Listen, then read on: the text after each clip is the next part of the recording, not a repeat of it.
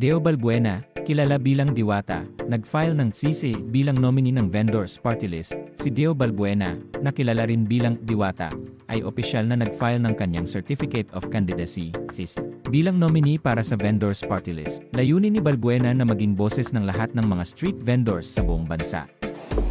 So ayan, ang Vendor Party List po ay ito po ay samahan ng bawat maninindang Pilipino na alam ko po na marami ng party list pero ang vendors po kasi wala pa po talagang nagre-represent para po magkaroon ng boses ang bawat maninindang Pilipino. Kaya po nandito kami ngayon para tumayo bilang isang boses ng bawat maninindang Pilipino. Hindi lang po dito sa Manila kundi sa buong Pilipinas po.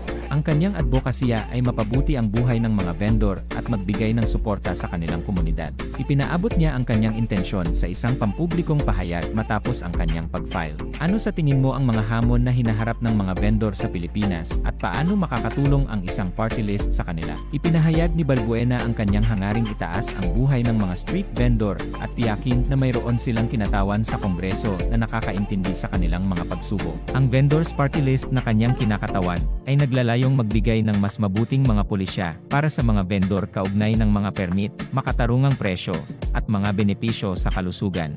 Matagal ng bahagi ng informal sector ang mga street vendor, kadalasang naharap sa mga hamon tulad ng kakulangan sa legal na pagkilala at mga alalahanin sa kaligtasan. Sa tingin mo ba makakapagdulot ng makabuluhang pagbabago ang Vendors Party List sa mga isyong ito? Maraming vendor ang nahaharap sa mga araw-araw na pagsubok tulad ng harassment, hindi tiyak na kita, at masamang kondisyon ng trabaho. Ibinahagi ni Balbuena na ito ang ilan sa mga pangunahing alalahanin na kanilang balak tugunan kung sila ay mahalal. Naniniwala siya na ang pagkakaisa sa loob ng komunidad ng mga vendor ay makakatulong upang makalikha ng makabuluhang pagbabago sa mga pulisya ng gobyerno na nagbibigay ng patas na pagkakataon sa mga vendor sa merkado. Mayroon bang mga umiiral na batas na tumutulong sa mga street vendor o sa tingin mo ba ay kinakailangan pang lumikha ng mas maraming pulisya?